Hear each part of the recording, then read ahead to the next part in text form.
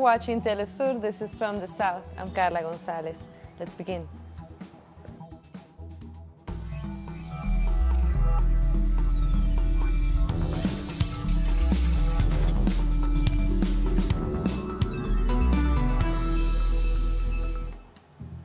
After breaking away from the main caravan in Mexico City, a group of migrants have arrived at the border city of Tijuana. They are planning to seek asylum in the United States.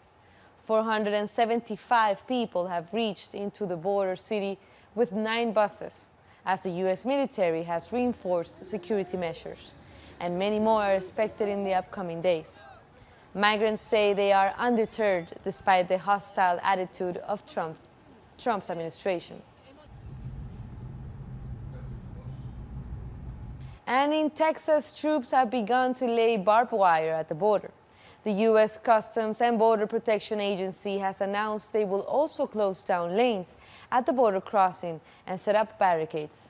This is all part of President Donald Trump's zero tolerance on immigration, which includes sending nearly 15,000 troops to the border and suspending asylum requests for anyone who enters illegally. U.S. Secretary of Defense James Mattis is expected to visit the border area on Wednesday.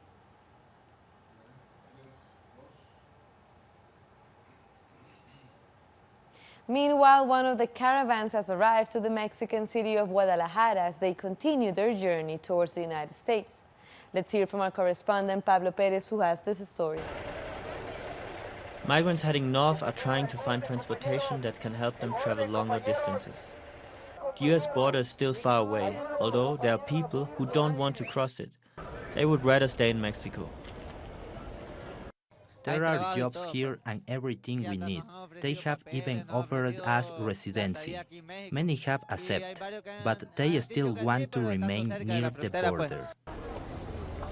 The organization People Without Borders is helping the caravan to remain safe during their 2,000-kilometer journey.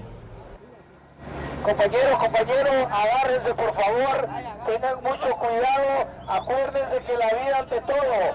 Por favor, agárrense y cuídense, compañeros. Cuídense en el camino, por favor. Agárrense. Truck drivers often stop to pick up some of them from one town to the next one. I help them because I want them to fulfill their dream, to come out from poverty, even if it's a big risk to give them a ride in the back of a truck. Families also face a risk, especially with their children. I'd rather risk my life here with my family than live in Honduras with the crime and the leaders that rule our country. In this stretch of the road, they are walking a distance 6 times longer than they did in their first days. Thanks to a careful planning, the caravan has managed to reach Guadalajara, the country's second largest city. That was Pablo Perez from Mexico following this caravan. Military police in the northeast of Brazil have used force to try to break up a land occupation. About 100 police officers moved into the Novo Pindari camp in the state of Piauí to evict 250 families who have been occupying the area for the past 2 years. At least one person was reportedly injured. In the last week, eviction orders have been issued against 2 other land occupations in the country. Meanwhile, social movements have taken to the streets to protest against a controversial law in Brazil that, if approved, would greatly censor topics discussed in schools.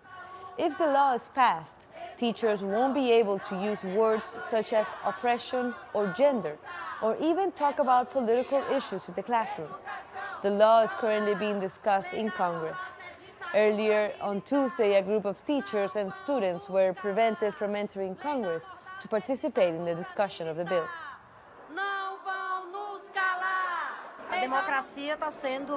Democracy is being attacked. We couldn't get past here and enter the room where the debate is happening. Democracy is at risk. We came with representatives from teachers and student organizations, and we were prevented from entering. They don't want to give us the right to protest against something that for us represents a major attack. Now let's turn to Colombia.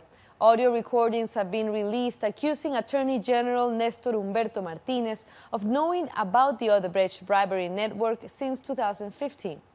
The information was revealed during an interview with a key witness in the corruption case, Jorge Enrique Pizano, who died a week ago. He said at the time that he had met the Attorney General in 2015 and had warned him of the bribery. At the time, Martínez was being considered for the position of Attorney General. And the Attorney General has rejected these accusations. In a public statement, Martínez said he did not inform the authorities about the bribes because Pizano was not sure that the bribery was real.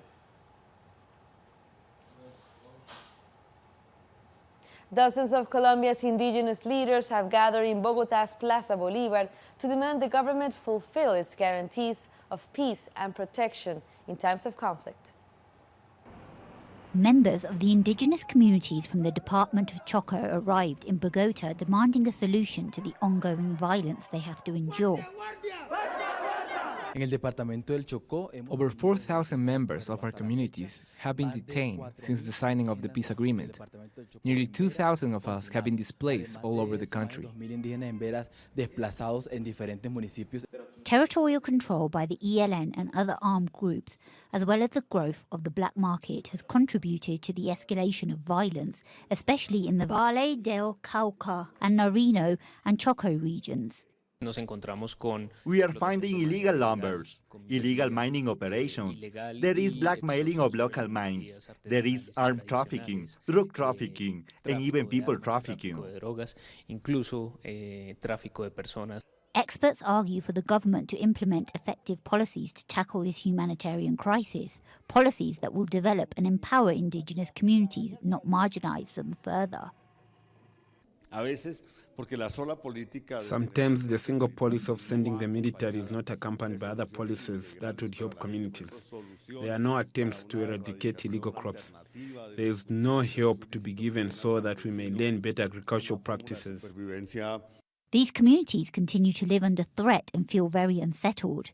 Even their daily lives are at risk because they face landmines and the murders of their leaders. 7 of our friends were recently killed, including a teacher and one of our governors. The indigenous people of Choco insist they won't leave Bogotá until the government lives up to its promises. A key issue for Colombians, the peace deal. Now we go to another story. The trial of the Mexican drug lord Joaquín El Chapo Guzmán has completed its first day in New York City. Despite this, there weren't enough jurors, so the legal process was suspended temporarily. Federal prosecutors say the presumed leader of the Sinaloa cartel shipped massive amounts of drugs to the United States. El Chapo faces 17 criminal counts and a potential life sentence if convicted.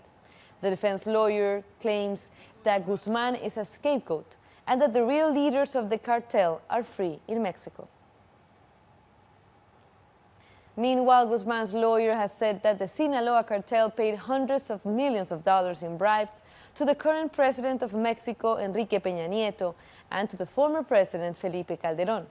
Via Twitter, Calderón has denied these accusations and his involvement with the Sinaloa cartel.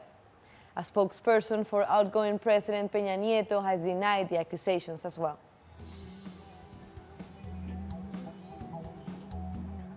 Coming up, we have more stories. Meanwhile, be sure to follow us on Twitter. We are at Telesur English, and you can also follow my account at Carla G. Telesur. We'll be back.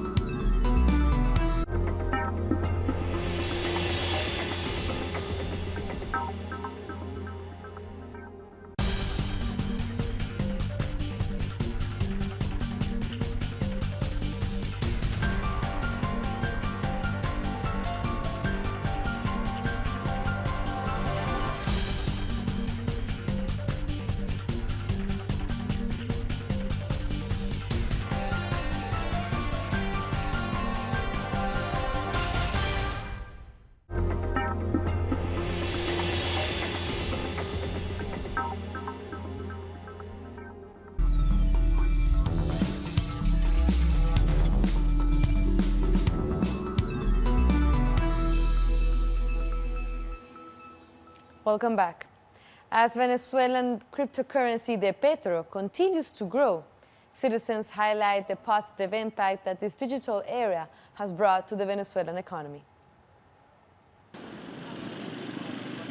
In a country where economic attacks by international governments are becoming more and more evident, Venezuelans are adapting progressively to the new digital economic era.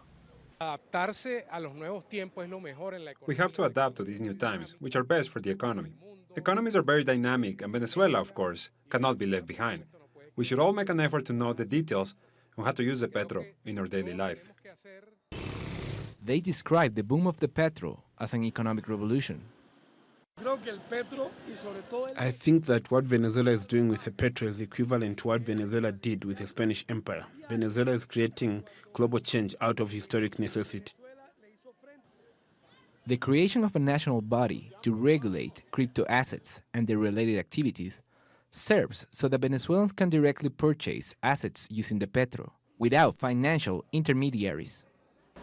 I think it is a win for all Venezuelans to participate and help this process to make the country better.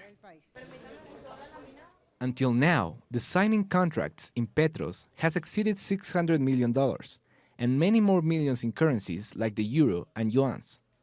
Recently, the government announced that the petro will be presented to the Organization of the Petroleum Exporting Countries, OPEC, as a form of currency to sell the Venezuelan oil, starting in the first quarter of 2019. A key economic issue for Venezuelans. Now to Ecuador, the former Vice President, Jorge Glass, has announced that he will continue his hunger strike, adding that he won't even drink anything. He started a hunger strike 24 days ago for being transferred from a jail in Quito to a maximum security prison in La Tacunga. According to Glass, this was a politically motivated move by the administration of President Lenín Moreno, who is against former President Rafael Correa and members of his government.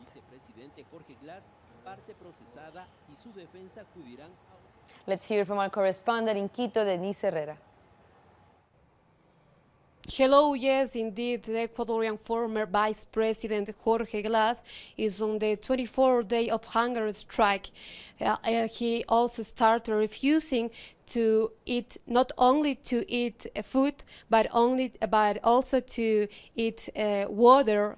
And in light of this, the Ombudsman's Office of Ecuador has published a report where they rejected this measure and also are calling to the authorities to take responsibility of the situation of Jorge Glass inside the jail in La Tacunga. Also, the judge of La Tacunga has rejected the action of habeas corpus presented by the legal team of former Vice President of Ecuador, Jorge Glass. Under this, his family and close friends of the citizen revolution movement highlighted the irregularities inside this process and legal process against Jorge Glass. Now his legal defense team also are calling to the authorities to take again Jorge Glass to jail 4, where he started his legal process. It's all for now. Back to you at the studio. Thank you, Denise. That was Denise Herrera from Quito. A court in Peru has rejected an appeal presented by opposition leader Keiko Fujimori against the judge who sentenced her to preventive detention. The judge said there is no real evidence or reason to prove Keiko's case was not independent. Fujimori was sentenced to 36 months in jail for alleged money laundering. Now to Argentina, workers from the state-run airline are condemning a campaign by the government to privatize it. A representative from the pilots union said the government of Mauricio Macri is trying to pit airline workers against the people. This by spreading fake news about their working conditions and their wages. The union says these attacks are meant to help justify the adjustment measures imposed on the people by request of the International Monetary Fund. Trinidad and Tobago's Prime Minister Keith Rowley has said the natural gas deal signed with Venezuela would usher in a new era in regional cooperation. Trinidad and Venezuela signed a major energy cooperation deal back in August. The United States, once a major importer of gas, is now a competing exporter. But the Caribbean can now become a major competitor. The Dragon deal is a prime example of the symbiotic relationship between Trinidad and Tobago and its nearest neighbor, Venezuela, and an indication of cooperation among neighbors, but more importantly, among two founding members of the GECF member countries. Additionally, the Caribbean region is becoming a hotbed for hydrocarbon exploration. Recent successes in exploration in Guyana has prompted interest in Suriname, Cuba, Barbados, Grenada, and Guyana. These countries can benefit from Trinidad's experience in the hydrocarbon arena, while providing opportunities for Trinidad and Tobago in many aspects of the hydrocarbon value chain. Our correspondent Kijan Haynes in Trinidad has more. Now, the theme of this meeting could all be about change and adapting to change. With the United States moving from a major importer of natural gas to exporter and other shifts in the status quo, it means Trinidad now needs to figure out how to export gas to new countries. Now, some of those countries are in Asia or Africa, and that's of course much further away than the US, which means it's more expensive and more logistical to send it there. And the price of gas has not changed. And smaller countries like Trinidad and Tobago, though major exporters of natural gas, don't actually have a say in the actual setting of the gas prices. And that's why the Prime Minister called for more transparency in the way the price of natural gas is set. Now, so for countries like Trinidad and Tobago, it's all about diversifying and adapting to this new natural gas world. That could mean becoming mentors, so to speak, of other emerging markets, like in Equatorial Guinea or Ghana in Africa, or even closer to home, Guyana or Grenada. And of course, there's climate change. Prime Minister Rowley, in his address, acknowledged the importance of climate change and the move to renewable energy. But remember, natural gas is still the country's bread and butter. So he hasn't been, and probably will not be, quick to condemn non-renewable energy. That was Kijan Haynes from Trinidad.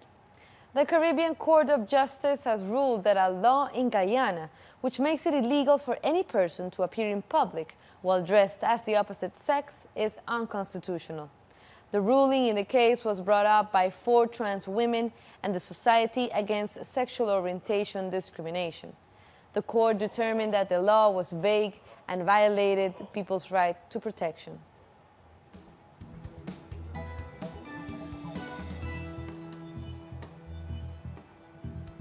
We'll take one last short break, but stay with us.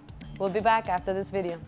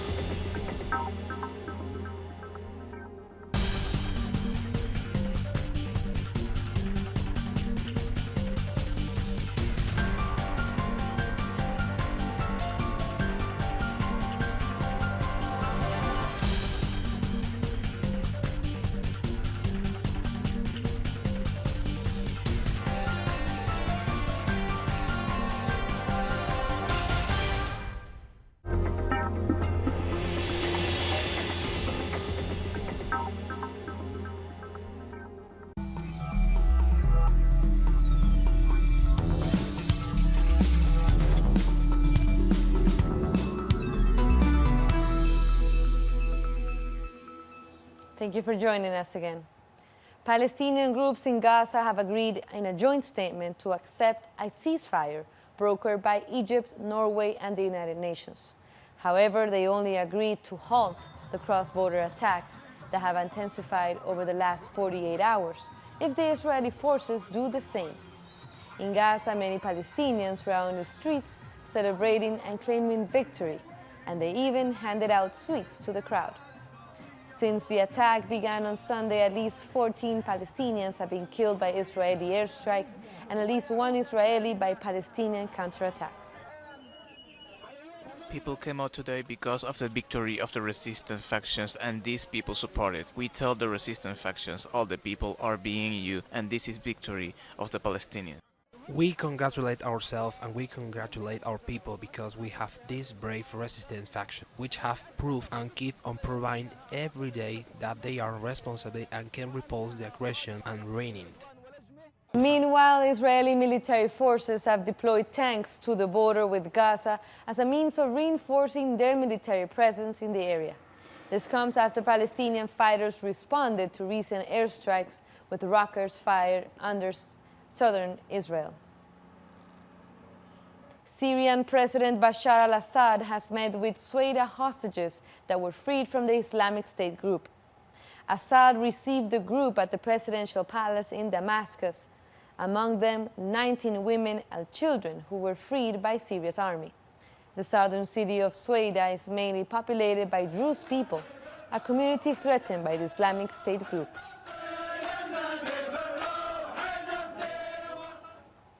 The new Ebola outbreak has already killed more than 200 people in the Democratic Republic of Congo. According to the World Health Organization, this Ebola outbreak is expected to last until mid-2019. Dense and mobile local population, insecurity caused by armed groups, and the spread by transmission in health centers makes it difficult to stop this disease. The outbreak is now the worst in the country's history. Of community members, both through mass mobilization techniques, but also through individual house-to-house techniques and mobilizing community members themselves. Increasingly, we're looking at youth and women's groups, including what's called the Tante de Rue, the aunts of the street, who are powerful local figures in neighborhoods who really actually form or help form public opinion. So they're all being mobilized in response, and we're starting to see some very positive signs. In other stories, a calendar that shows real-life taxi drivers in New York City is out for sale. But the key issue is that it doesn't just show the iconic yellow taxis. 11 out of these 12 drivers and models are migrants, a majority that reflects their dominance at the wheel in the city. This is the 6th year running, and all the earnings go to a non-profit organization that helps migrants and low-income families. I've been taxi cab calendar model. I feel so happy because I'm coming in this country almost 38 years. Okay, just like a worker, you know, and I'm like singing a song. I dream someday I will become a very famous singer.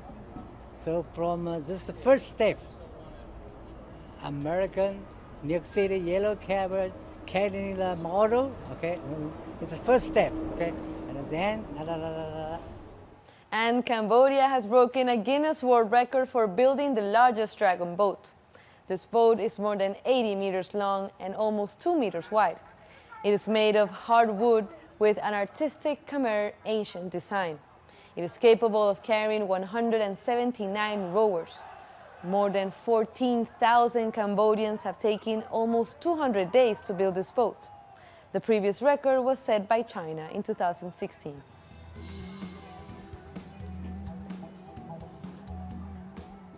And with that, we come to the end of this news brief. But there's and other stories. You can read them on our website. We are at telesurenglish.net with all the latest informations. We have opinion articles, videos, and galleries as well. So go check it out.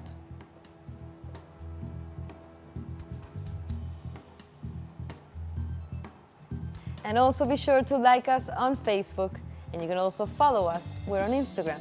I'm Carla Gonzalez. Thank you for watching Telesur, connecting the Global South.